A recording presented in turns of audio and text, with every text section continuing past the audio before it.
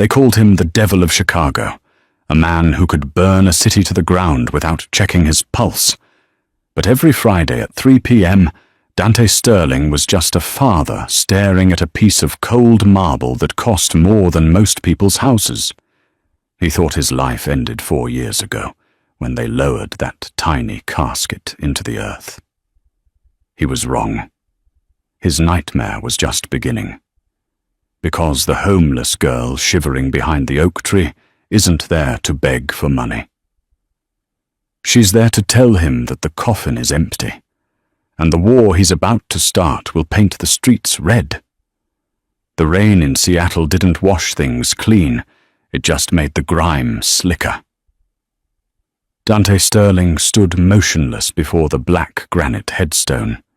The cemetery, St. Jude's Memorial Park, was empty, save for the scattering of crows taking shelter in the weeping willows. His security detail, 2 men named Rocco and Bates, stood 50 yards back by the idling armored SUVs. They knew the rules. When the boss was with his daughter, he was alone. The inscription was simple: Isabella Sterling, beloved daughter. An angel returned to heaven. Dates June 12th, 2016 to October 14th, 2021. She would have been 9 years old today. Dante adjusted the collar of his bespoke cashmere coat. He was 36, but his eyes were ancient, 2 chips of flint that had seen too much blood and not enough mercy. As the head of the Sterling Syndicate, he controlled the shipping docks, the unions, and half the judges in the state. He was feared by senators and rival cartel leaders alike. But here, in the mud, he was powerless. "I brought you the lilies," Dante said, his voice a rough rasp that barely carried over the wind. He placed the bouquet on the wet grass. "I know you liked the pink ones, but the florist only had white. I'll fire him tomorrow." It was a hollow joke. He didn't laugh. He closed his eyes, remembering the day the call came. The kidnapping, the ransom drop that went wrong, the explosion at the warehouse on 4th Street, the closed casket funeral because the fire had left nothing identifiable behind. Just a DNA test from a fragment of bone that Dr. Aris Thorne, the family's private physician, had verified. Grief, Dante had learned, wasn't a wave. It was a riptide. It didn't knock you over. It dragged you out to sea while you were still standing up. A twig snapped. Dante's hand moved to the Sig Sauer P320, concealed inside his coat, before his eyes even opened. The motion was fluid, practiced the muscle memory of a predator. To his right, emerging from behind the massive statue of a weeping angel, was a figure. It wasn't an assassin. It was a ghost. She was draped in layers of oversized, filthy flannel and a torn, waterproof poncho. Her combat boots were held together by duct tape. Her hair was matted, a dark tangle hidden under a soaking wet beanie. But it was her face that paused Dante's trigger finger.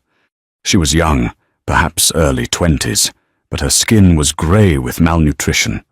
A jagged scar ran from her jawline down to her collarbone, a souvenir of violence. She was shaking, violently, from the cold or fear Dante couldn't tell. "Get out of here," Dante commanded, his voice low and dangerous. "This is private property." The girl didn't move. She stared at the grave, then at him. Her eyes were a striking, piercing green too bright for a face so dead. "I said move," Dante barked. He signaled to Rocco in the distance. The bodyguard began to jog over, hand on his holster. The girl took a step forward, her hands raised, palms open. They were covered in grime, the fingernails broken and black. "Mr. Sterling!" she croaked. Her voice was like grinding glass. Dante stiffened. He was a public figure, but his visits here were unlisted. Who sent you the Irish if you're a messenger? Tell O'Malley I'll cut his tongue out." "No one sent me," she whispered, stepping closer. The rain plastered her clothes to her shivering frame. I walked from the shelter on East Pike. Rocco arrived, breathless. "Boss, I'm sorry. She must have climbed the back fence. I'll handle it." He reached for the girl's arm, his grip rough. "Let's go, junkie!" "Wait!" the girl shrieked, thrashing against Rocco's grip. She looked desperately at Dante. "Please, I know her." Dante froze. The world seemed to stop spinning. The rain went silent. He looked at Rocco. "Let her go." Rocco hesitated. "Boss, she's likely mentally unstable. It's a trick." I said, "Let her go." Rocco released her. The girl fell to her knees in the mud, gasping for air. She looked up at Dante, tears mixing with the rain on her dirty cheeks. "What did you say?" Dante asked. He stepped closer, towering over her. "You know who—" She pointed a trembling finger at the headstone. "Isabella. She didn't call herself that. Though, she called herself Bells." Dante felt the air leave his lungs. Bells. Only he called her that. Only him and his late wife. It was never in the papers. Never in the police reports. He knelt down, ruining the knees of his $3,000 suit in the mud. He grabbed the girl by the chin, forcing her to look at him. His grip was iron, but his hand was shaking. "Where did you hear that name?" he hissed. "If you are playing a game with me, I will make you beg for death." The girl's green eyes locked onto his. There was no deception there, only a terrified exhaustion. "I didn't hear it, sir," she whispered. "I heard her say it 3 days ago." Dante stared at her. "She's dead. She died 4 years ago." The girl shook her head slowly. "No, sir. She is still alive." Dante stared at the girl, his mind reeling. Rage and hope warred in his chest, a dangerous cocktail. He pulled his gun, pressing the barrel against the girl's forehead. "Liar!" he roared, the sound echoing off the mausoleums. "She burned, I buried her. She has a birthmark." The girl hurried out, squeezing her eyes shut, waiting for the bullet. "Shaped like a half-moon, on her left shoulder blade, and she sings a song about a blackbird when she's scared." Dante's gun hand dropped to his side. The weapon felt like it weighed 1,000 pounds. The birthmark, the song, Blackbird by the Beatles. He used to sing it to her to get her to sleep. Dante looked at Rocco. Rocco's face was pale. He had been there for the funeral. He knew. "Get the car," Dante whispered. "Boss, get the car," Dante screamed, his composure shattering. "Bring it around now." He looked back at the homeless girl. He didn't know her name. He didn't know her game. But he knew one thing: she wasn't leaving his sight. "What is your name?" he asked, his voice returning to a deadly calm. "Casey," she whispered. "Casey Rhodes." "Well, Casey," Dante said, grabbing her arm and hauling her up from the mud. "You just became the most important person in my life. God help you if you're lying." The ride to the Sterling estate in the back of the armored Cadillac Escalade was silent and suffocating. Dante sat opposite Casey, watching her every breath. He had given her a towel, which she clutched like a shield. The smell of wet dog, old sweat, and rain filled the leather-clad interior, clashing with Dante's expensive sandalwood cologne. Casey stared out the tinted window, watching the city blur by. She was terrified. She knew who Dante Sterling was. Everyone on the streets knew. He was the shark that swam in the deep waters of the city's corruption. But she had no choice. The guilt had been eating her alive for 3 days. They arrived at the estate, a fortress of glass and steel overlooking the stormy Pacific. It was cold, modern, and imposing. "Take her to the guest wing," Dante ordered the maid, a stern woman named Greta. "Get her cleaned up, burn those clothes, give her something to eat, and Greta lock the door from the outside." "Yes, Mr. Sterling."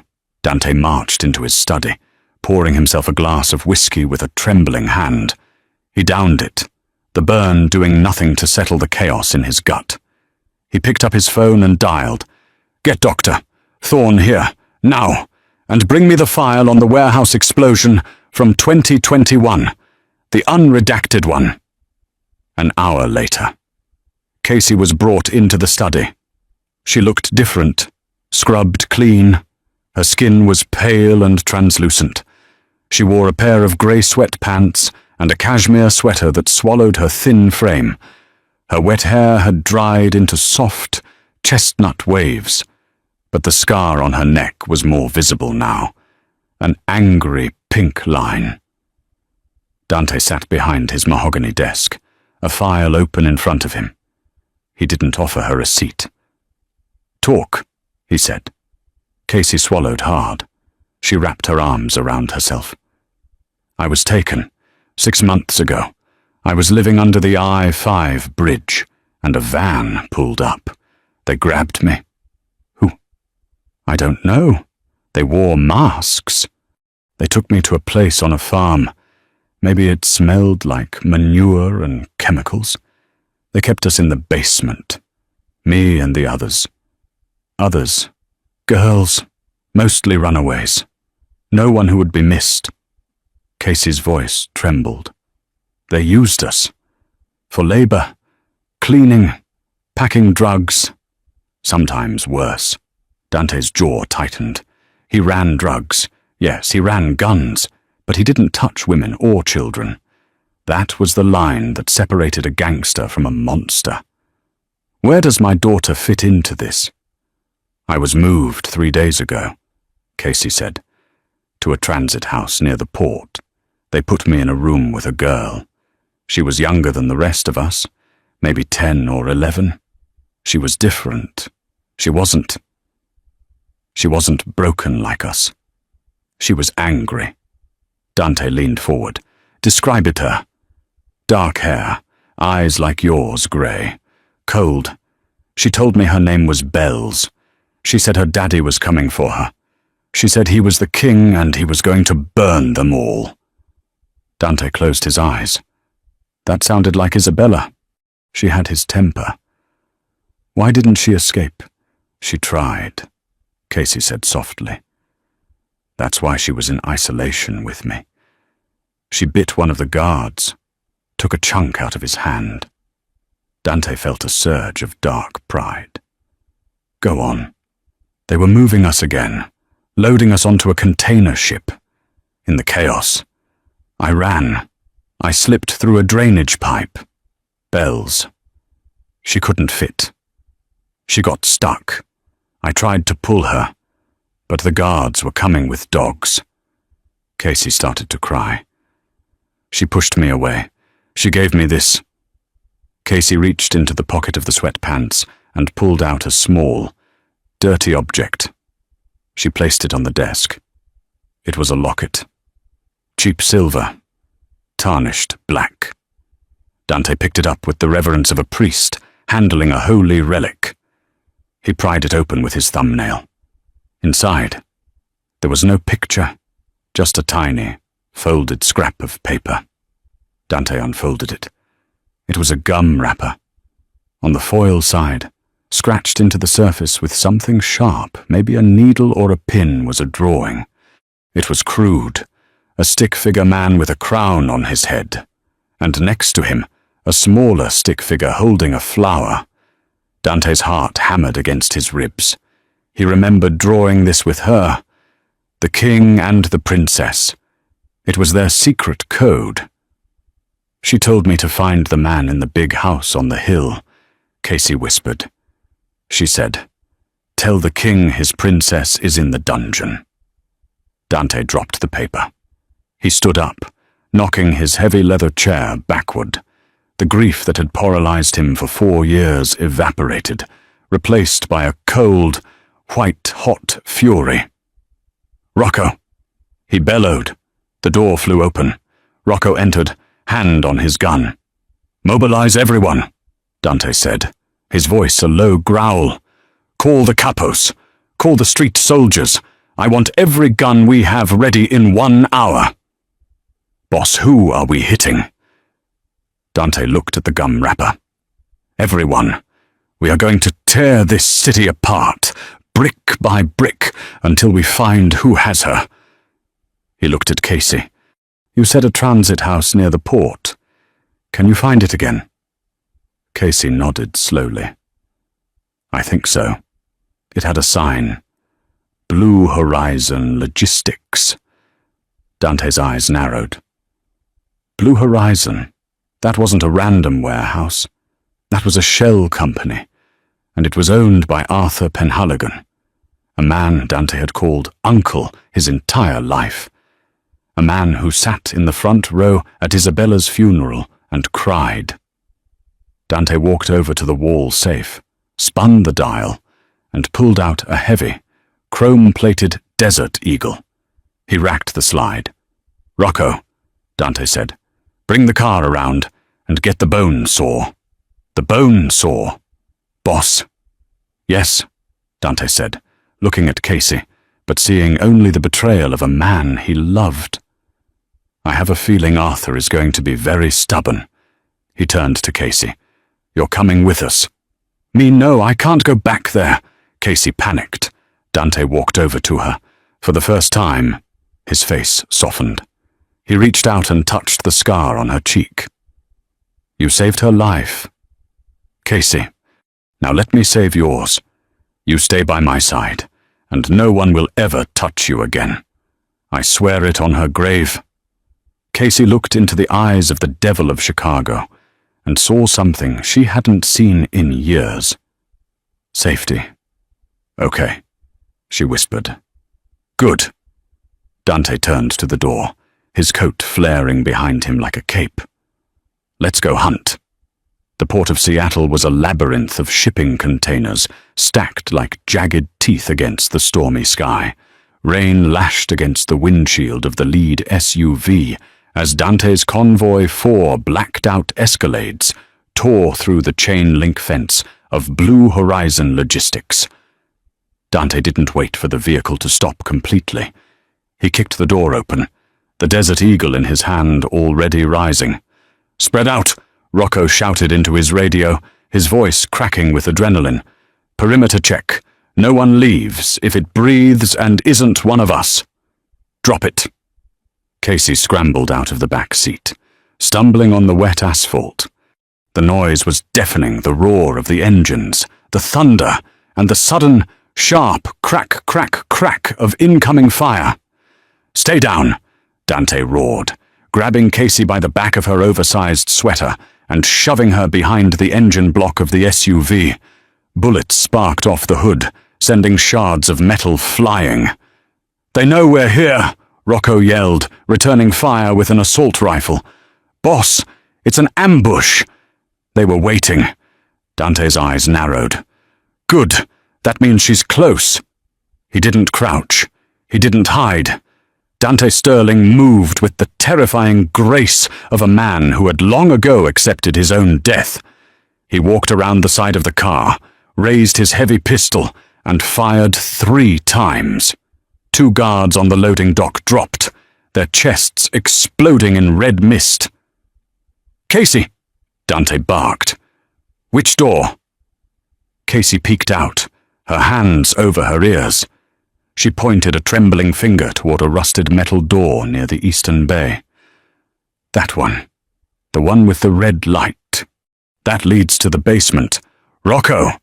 Bates, cover me. The rest of you, suppress the upper windows." Dante grabbed Casey's hand. It was small and cold in his... "Run!" They sprinted across the open tarmac. Bullets bit into the ground around their feet, kicking up geysers of concrete dust and water. Dante shielded her with his own body, taking a graze to his left shoulder that shredded his cashmere coat but didn't slow him down. They slammed into the rusted door, locked. Dante didn't hesitate. He pressed the muzzle of the Desert Eagle against the lock and pulled the trigger. The mechanism shattered. He kicked the door open, revealing a dark, dank stairwell that smelled of mildew and stale urine. "Stay behind me," he ordered, reloading his weapon with a fresh magazine. They descended into the belly of the beast. The sounds of the gunfight outside became muffled, replaced by the dripping of water and the hum of industrial ventilation. "It's the third door on the left," Casey whispered, her voice barely audible. "That's where they kept us." Dante moved silently, his footsteps heavy but controlled. He reached the third door. It was heavy steel, with a small sliding viewport. He signaled for Casey to stand back. He tried the handle, unlocked. He threw the door open and swept the room, gun ready. Clear. But the room was empty. It was a cell, no bigger than a walk-in closet. 2 filthy mattresses lay on the floor, a bucket in the corner, chains bolted to the wall. Dante holstered his gun and rushed to the far wall. There, scratched into the peeling paint, were tally marks, days, hundreds of them. And below the tally marks, a drawing, the king and the princess. Dante touched the drawing, his fingers trembling. The paint flakes were still fresh on the floor. "She was here," he whispered, his voice thick with emotion. "She was here today. Look," Casey said, pointing to the corner. On the floor lay a small, pink hair clip. It was shaped like a butterfly. Dante picked it up. He recognized it immediately. He had bought a pack of these for her on her 5th birthday. She never went anywhere without one. He brought it to his nose. It still smelled of her shampoo, strawberries and vanilla. A noise from the hallway made him spin around. Gun drawn. Rocco dragged a man into the room. The man was bleeding from a gut shot, wearing the uniform of a private security firm. "Found him trying to flush a laptop down the toilet in the office," Rocco growled, throwing the man at Dante's feet. Dante looked down at the bleeding man. He recognized him. It was the shift manager, a low-level thug named Silas Vane. Dante crouched, the butterfly clip still clutched in his left hand, the gun in his right. "Where is she?" Dante asked. His voice was terrifyingly calm. Silas coughed blood, a smirk playing on his lips. "You're too late." "Sterling. The shipment left an hour ago." "Shipment." Dante pressed the gun barrel into the man's wound. Silas screamed. "Where?" "The Obsidian Star," Silas gasped. "Container ship, heading for Macau. Penhaligon sold her. He sold the whole lot." "My uncle sold my daughter," Dante asked, the betrayal twisting like a knife in his gut. "Arthur needed the money," Silas wheezed. "He made bad bets. The Russians were going to skin him. Selling the girl, selling your girl. That cleared his debt." Dante stood up. He looked at Rocco. "Get the Port Authority. Ground that ship. If it leaves U.S. waters, we lose her. Boss, the Obsidian Star is a ghost ship. It won't be on the radar. Then we find it ourselves." Dante looked back down at Silas. "Who helped him? Arthur is stupid. He couldn't pull off a fake death and a kidnapping alone." Silas laughed, a bubbling, wet sound. "You think you're the king. You're just a bank, Dante. Everyone is in on it. The funeral home, the coroner, your doctor." Dante froze. "Doctor?" "Thorne." Thorne signed the death certificate. Silas sneered. "He swapped the DNA. The body in the grave. It's just a pile of dog bones and wet sand." Dante stared at the man. The rage that filled him was so absolute, it felt like ice water in his veins. "Rocco," Dante said. "Yeah, Boss, leave him here. Let him bleed out. Wait, Silas screamed. I told you what you wanted. You owe me. I owe you nothing, Dante said, walking out of the cell. My daughter slept on this floor for 4 years. You can die on it. He grabbed Casey's arm and marched her out of the room. We're leaving, Dante said. Where are we going? Casey asked, stumbling to keep up. To the ship. No, Dante said, his eyes dark pits. First, I need to see a grave. I need to know for sure. But the man said, men lie, Dante snapped. Graves don't. The storm had intensified by the time they returned to St. Jude's Memorial Park. The wind howled through the trees, bending the willows until they looked like they were bowing in submission. Dante had sent the rest of the convoy to the docks to hunt for the ship. He only brought Rocco, Bates, and Casey to the cemetery, and 3 shovels. The cemetery was locked for the night, but the iron gates were no match for the reinforced bumper of the SUV. They drove straight onto the grass, the headlights cutting through the rain to illuminate the small marble headstone. Isabella Sterling. Dante got out. He took off his ruined jacket and threw it on the wet ground. He rolled up his sleeves, revealing forearms covered in tattoos and scars. Start digging, he ordered. Rocco and Bates looked at each other nervously. Exhuming a body without a court order was a felony, even for them. And desecrating the grave of the boss's daughter felt like bad luck. Boss, Rocco started. Maybe we should wait for... Dig, Dante screamed, grabbing a shovel and striking the earth himself. If you won't do it, I will do it alone. The 2 men grabbed their shovels. For an hour, the only sounds were the rain, the heavy breathing of the men, and the wet thwack of metal hitting mud. The hole grew deeper, darker. Casey stood under the umbrella by the car, watching. She felt like an intruder in a sacred, terrible moment.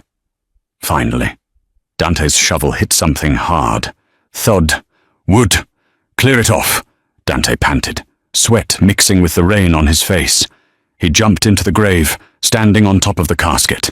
He scraped the mud away with his bare hands until the mahogany lid was visible. Give me the crowbar, he commanded. Bates handed it down. Dante wedged the crowbar into the seam of the lid. He gritted his teeth, the veins in his neck bulging. Forgive me. Bells, he whispered. I have to see. With a sickening crack, the seal broke. The wood splintered. Dante heaved the heavy lid open. He braced himself for the smell of decay, for the sight of a child's skeleton, for the reality of death. He shone his flashlight into the coffin. Silence. Rocco peered over the edge of the grave. Boss! Dante started to laugh. It was a low, broken sound that rose into a hysterical roar. He dropped the flashlight. Boss! Rocco jumped into the grave. What is it? Look, Dante pointed. The coffin was not empty, but it did not hold a body. Inside, resting on the white satin pillow, was a concrete paving slab, and on top of the slab sat a porcelain doll. It was a cheap doll, its face cracked. Taped to the doll's chest was a note in a plastic bag. Dante snatched the note. He ripped the bag open and unfolded the paper. The handwriting was elegant, refined. Grief is a powerful tool. Dante, it made you blind. While you wept, we built an empire. The circle. Dante crushed the note in his fist. Silas was right. It wasn't just Arthur.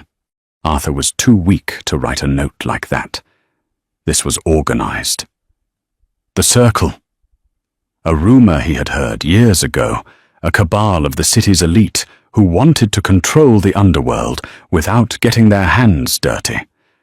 And they had used his daughter as collateral. They had faked her death to break his spirit, to make him focus on mourning while they took over his territories, bought his politicians, and eroded his power. For 4 years, he had been a grieving father, a distracted king. "They didn't kill her," Dante said, his voice trembling with a new, terrifying energy. "They kept her as insurance, in case I ever woke up." He looked up at the rain-soaked sky from the bottom of the grave.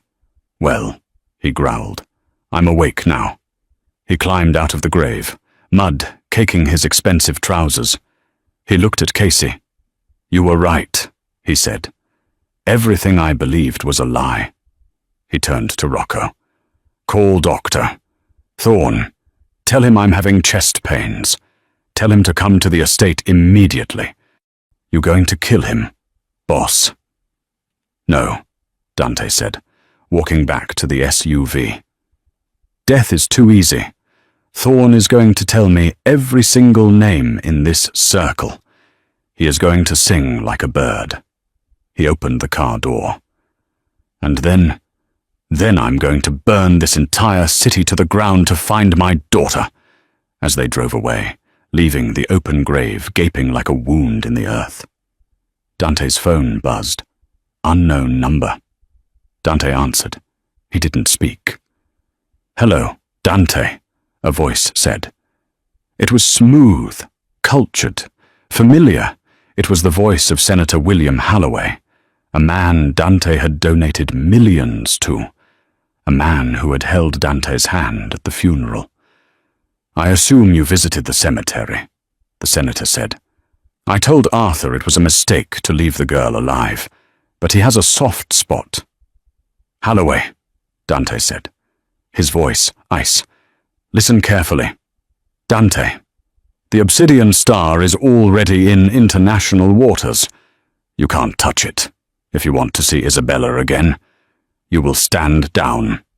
You will transfer the deeds to the waterfront properties to the trust I've emailed you. You will retire.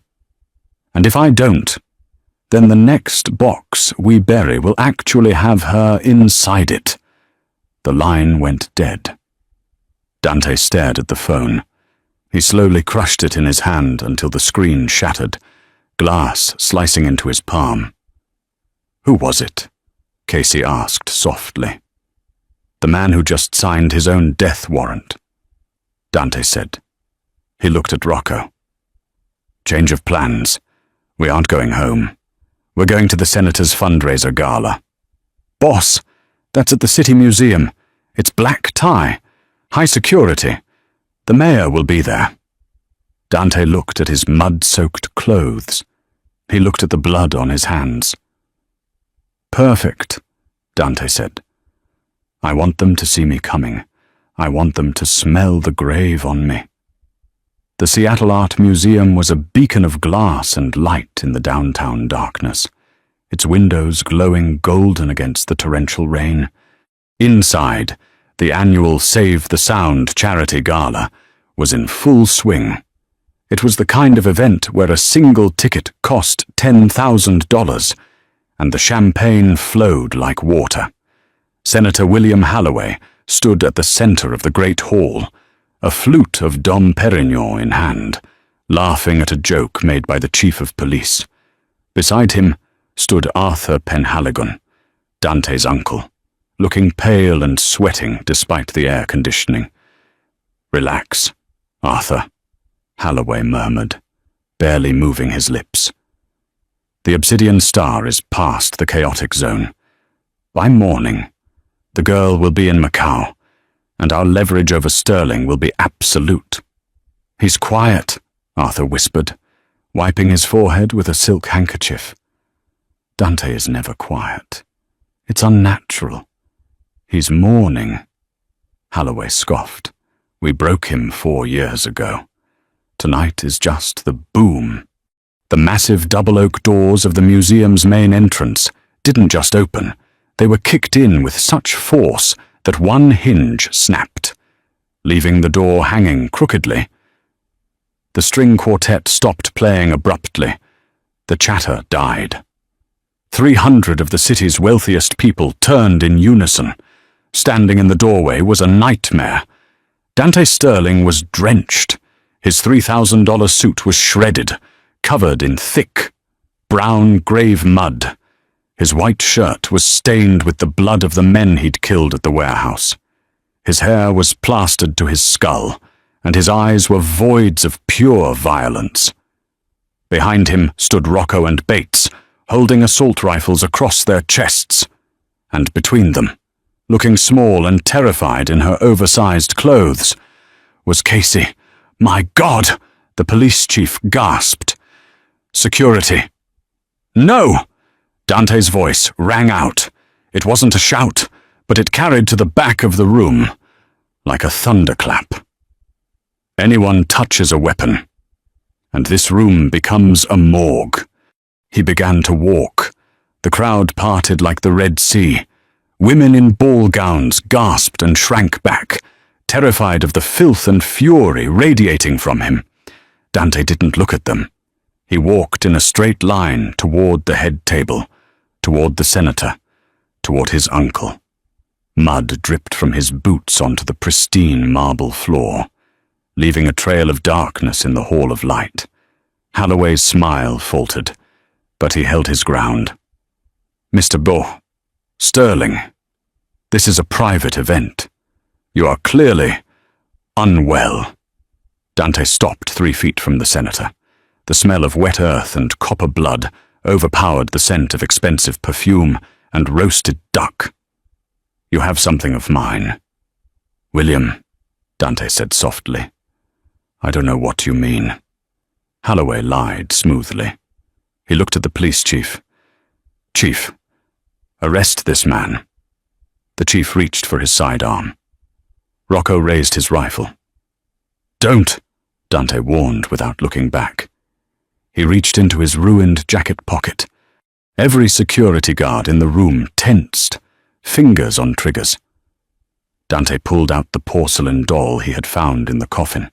He slammed it onto the white tablecloth, shattering the delicate china plates. The doll stared up at them, its cracked face mocking. Arthur Penhaligon let out a strangled sob. He recognized the doll. He had placed it there himself. The coffin was empty. "Arthur," Dante said, his voice trembling with suppressed rage. "Just a paving slab and a toy. You let me bury a rock. You let me weep over a rock for 4 years." "Dante, please," Arthur stammered, backing away until he hit the wall. "It was the only way they were going to kill you. I did it to save you." "To save me?" Dante lunged. He grabbed Arthur by the throat and slammed him onto the table, scattering crystal glasses. He pressed the barrel of his Desert Eagle into Arthur's cheek. "You sold my daughter to pay your gambling debts. You let me think she burned. Let him go!" Holloway shouted, his composure cracking. "Security, take the shot." "No!" Casey screamed. She ran forward, stepping into the circle of light. She pointed a shaking finger at Holloway. "I remember you," she yelled. The room went dead silent. "You came to the farm last month. You were inspecting the merchandise. You looked at Bells and said she was too skinny to sell yet." A gasp went through the crowd. This wasn't just Mafia business anymore. This was a homeless girl accusing a U.S. senator of human trafficking in front of the city's elite. Holloway's face went purple. "This is preposterous. Who is this junkie?" "She is the only person in this room with a soul," Dante growled. He didn't look away from Arthur. "Where is the ship? Uncle, the Obsidian Star isn't on the tracker. Where is it?" "I can't," Arthur wheezed. "They'll kill me." Dante cocked the hammer of the gun. "Click. I'm going to kill you right now, Arthur, and I'm going to make it hurt. I'll start with your kneecaps and work my way up." "It's not going to Macau," Arthur screamed, tears streaming down his face. "It's a decoy. The ship is a decoy." Dante froze. "What?" "The Obsidian Star is empty," Arthur sobbed. "It's a distraction to draw you out. Isabella isn't on a ship." "Where is she?" Dante roared, pressing the gun harder. The airstrip, Arthur cried. Holloway's private airstrip in Everett. They're flying her out tonight, to Riyadh. The plane leaves in 40 minutes. Dante released Arthur, who slumped to the floor, weeping. Dante turned to Holloway. The senator was backing away, reaching for his phone. You missed your flight. Senator, Dante said, before Holloway could speak. Dante shot him. He didn't kill him. Dante was too cruel for that. The bullet shattered Holloway's right kneecap. The senator screamed and collapsed, clutching his ruined leg. Chaos erupted. Screams filled the hall. People scrambled for the exits. Rocco Bates, Dante yelled over the noise. We need a chopper. Now. Boss, the police are swarming the perimeter, Rocco shouted, checking his earpiece. SWAT is 2 minutes out. We're not going out the front, Dante said. He looked at the massive floor-to-ceiling window overlooking the bay. We're going up. He grabbed Casey. Can you run? Yes, she said, though her legs were shaking. Good, because we're going to the roof. Dante fired 3 shots into the ceiling to clear the path, then sprinted toward the service elevators, dragging Casey with him. They had 40 minutes to cross 30 miles of storm-swept city to stop a plane that would take his daughter where he could never reach her. The King of Ashes was done mourning. Now, he was at war. The roof of the museum was a wind tunnel. The storm was at its peak, rain lashing down in sheets so thick it was hard to breathe. Where's the chopper? Casey screamed over the wind, shielding her eyes. Inbound, Rocco yelled, pointing to the south. A black Bell 429 Global Ranger helicopter, emblazoned with the Sterling Syndicate logo, a stylized lion, roared out of the darkness. It banked hard, its skids hovering inches above the museum roof. The side door slid open. A pilot in a flight helmet waved them in. Go! Dante shoved Casey toward the bird. She scrambled inside. Rocco and Bates followed. Dante jumped in last as the first SWAT team members burst onto the roof, their flashlights cutting through the rain. Go! Go! Go! Dante yelled into the headset he grabbed. The pilot yanked the collective, and the helicopter lurched upward, banking sharply away from the museum, just as gunfire sparked against the rooftop edge. Get us to Payne Field in Everett, Dante ordered. Holloway's private hangar, north side. Boss, the weather is 0 visibility, the pilot argued. We're flying blind. I don't care if we have to fly upside down, Dante snarled. If that plane takes off, you land this thing on its wing. Do you understand? Copy that, boss. The flight was a blur of turbulence and terror. Casey sat strapped in the back, her eyes squeezed shut. Dante sat opposite her, cleaning his gun. He was eerily calm now, the calm before the slaughter. How much time? Dante asked. 10 minutes to intercept, the pilot said. But the radar shows a Gulfstream G650 taxiing on the private runway. It's got priority clearance. They're early, Dante cursed. Can you block the runway? Not without crashing, boss. Dante looked out the window. Below them, the lights of the highway were a smear of red and white. Get me close, Dante said. Right over the top of the fuselage.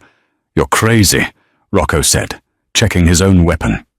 You can't jump onto a moving jet. Watch me. The airfield came into view, a vast expanse of wet concrete illuminated by blue runway lights. And there it was, the sleek, white private jet, engines whining as it began its slow roll towards the takeoff strip. There, Dante pointed. Drop us on the roof of the hangar. We'll cut them off before they turn onto the main strip. The pilot dove. The helicopter swooped down like a hawk. Too fast, Casey screamed. They flared hard, the skids screeching as they slammed onto the corrugated metal roof of the hangar. Rocco, Bates, secure the perimeter. Casey, stay in the bird. No. Casey unbuckled. She knows me. She trusts me. If she sees you with a gun, she'll scream, "You need me!" Dante looked at her. He saw the fire in her green eyes. She wasn't a victim anymore. Fine. Stay low. They jumped from the helicopter onto the hangar roof, then slid down the maintenance ladder to the tarmac. The jet was turning, its nose pointing down the long stretch of runway. The engines roared to full power. "It's taking off!" Bates yelled. "Shoot the tires," Dante commanded. The three men raised their weapons. Bang, bang, bang. Sparks flew from the landing gear, but the tires were reinforced run flats. The jet didn't stop. It began to accelerate. Dante saw a baggage tug a heavy, low tractor used for moving planes idling near the gate. "Rocco, get the tug." They sprinted. The jet was gaining speed, 40 knots, 50 knots. Rocco jumped into the tug and floored it. Dante and Casey leaped onto the back. Bates stayed behind to provide cover fire against the security guards pouring out of the terminal. The tug was slow, but they were cutting across the grass to intercept the plane's path. "Ram the landing gear," Dante shouted.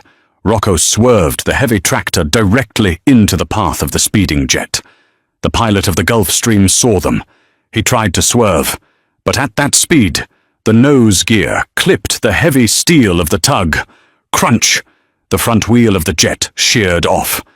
The nose of the plane slammed into the tarmac, sending up a shower of sparks that lit up the night like fireworks. The plane skidded, screaming metal on concrete, spinning violently before coming to a grinding halt in the muddy grass at the edge of the runway.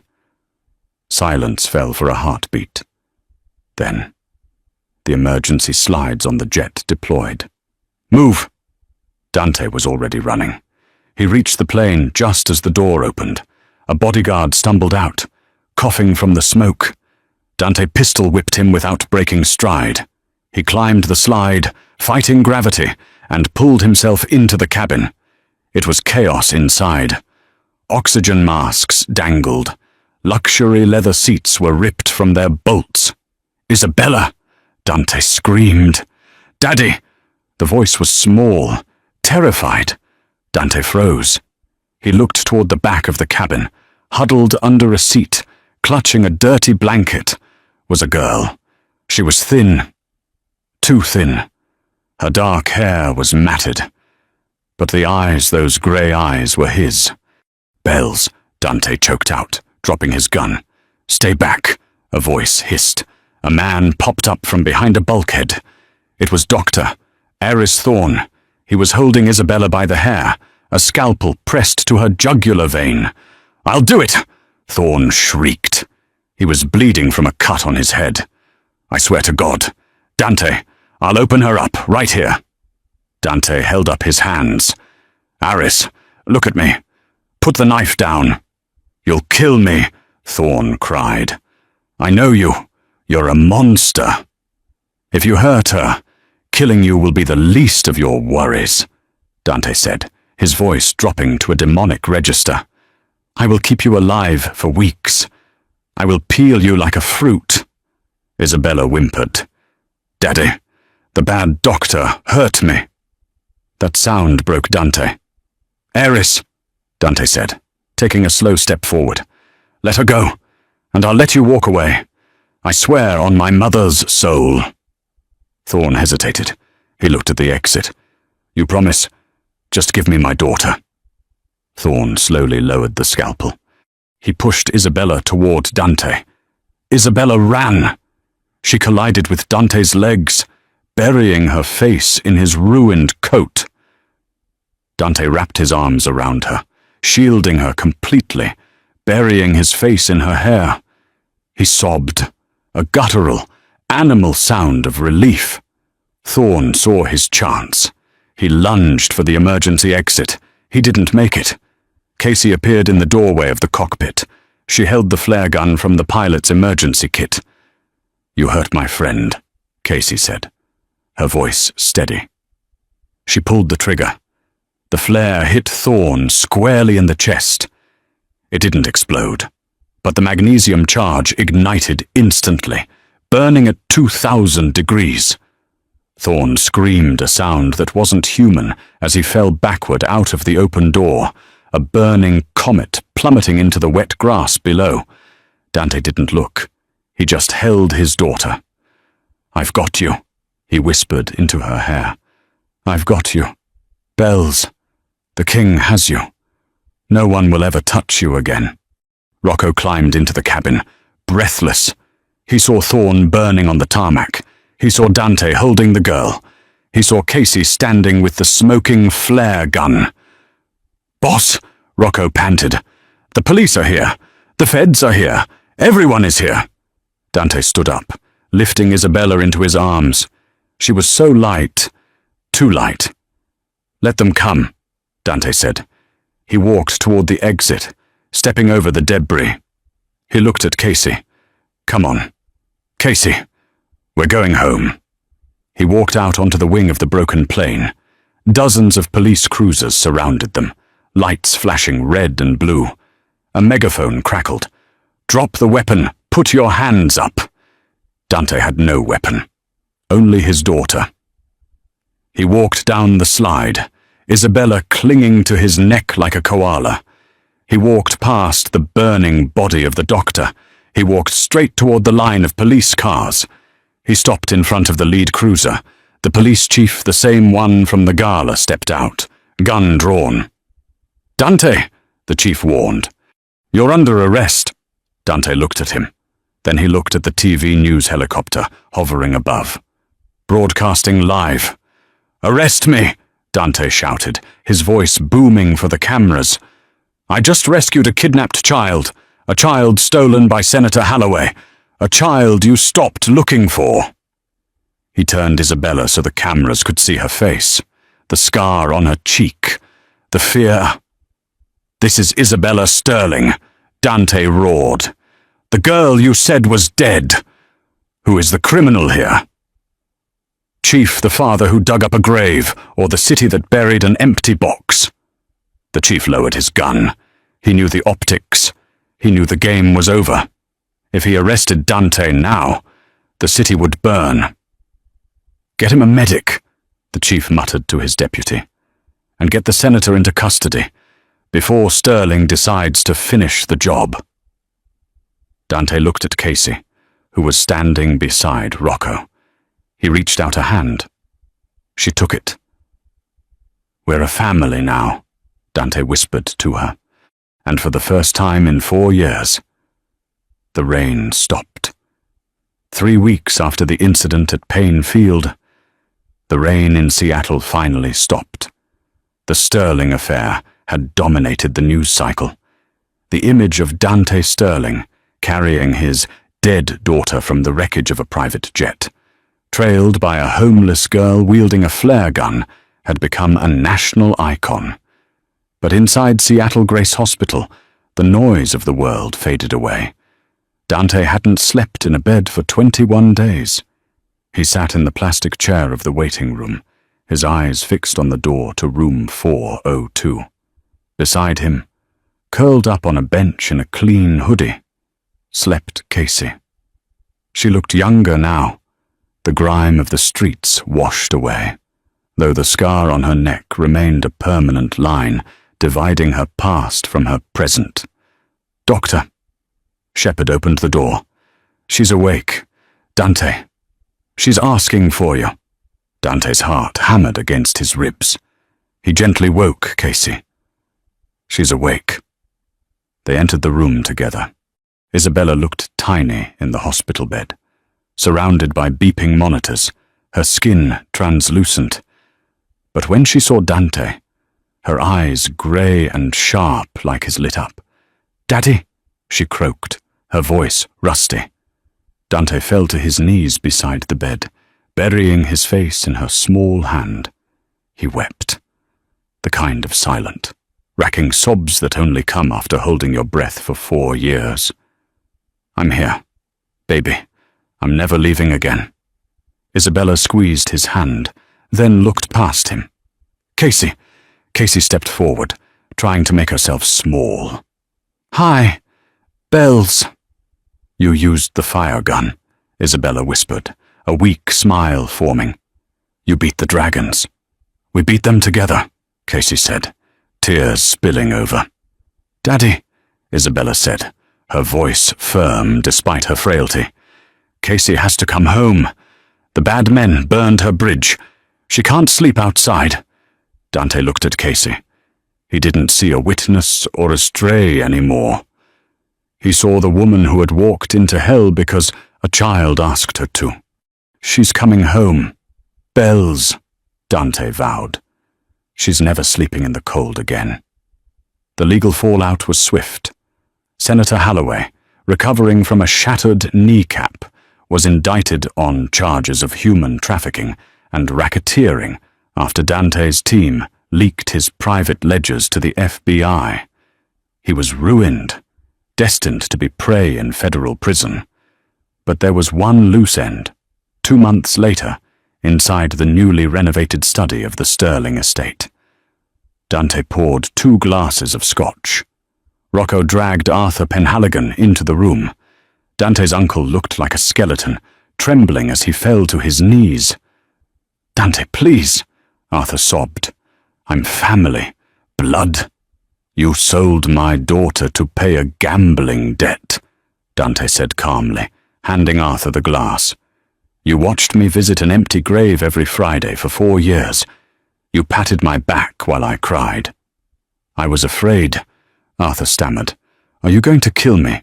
No, Dante said, leaning against his desk. Death is too easy. I bought the farm where they kept Isabella. I'm turning it into a sanctuary for runaways. Arthur looked confused. A shelter. And you are going to work there, Dante said, his voice dropping to a shark-like whisper. You will scrub the floors. You will clean the toilets. You will serve the soup. You will serve the very people you tried to exploit for the rest of your miserable life. Dante, that's slavery. That's penance, Dante corrected him. Rocco has orders to break your legs if you try to leave. Get him out of my sight. 6 months passed. The Sterling estate, once a fortress of silence, was now filled with life.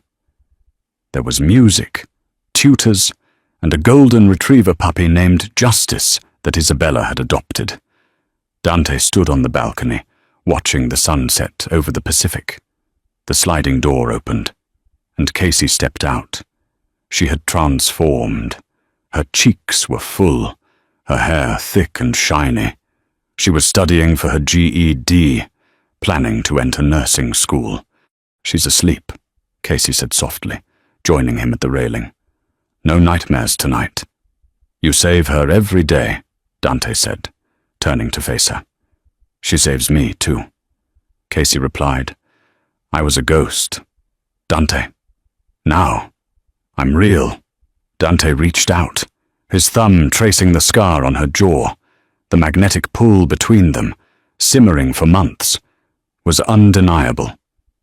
I never thanked you properly, he said, for the airport, for the truth. You gave me a home. We're even. I don't want even. Casey, I want a future. Dante stepped closer, his voice rough with emotion. You are the only woman brave enough to tell the devil he was wrong. I don't care where you came from. I care that you stay. He kissed her, then not with the aggression of a crime boss, but with the desperation of a drowning man finding air. It was a promise sealed in the salt air. I'm not going anywhere, she whispered against his chest. Good, Dante said, because we have one last thing to do. The next morning, under a blindingly bright sun, the black SUVs returned to St. Jude's Memorial Park. Dante, Casey, and Isabella stood before the black granite headstone. Isabella Sterling, beloved daughter, Isabella, wearing a bright yellow dress. Squeezed Dante's hand. That's a lie. Daddy, I'm not in there. I know. Baby. Dante nodded to Rocco and Bates. The two men stepped forward with sledgehammers. Crack. The marble chipped. Crack. The name split in half. Crack. They didn't stop until the monument to Dante's grief was nothing but a pile of rubble. The symbol of the lie was dust. Dante knelt in front of his daughter. No more graves. From now on, we only celebrate life. Isabella smiled and pulled a cheap plastic butterfly clip from her pocket, the one from the warehouse. She clipped it into Casey's hair. Now you're a princess too, Isabella declared. Dante stood up, wrapping one arm around his daughter and the other around the woman who had saved them both. They turned their backs on the cemetery and walked toward the cars. The king had his family. The war was over, and for the first time in his life, Dante Sterling was truly, finally, at peace.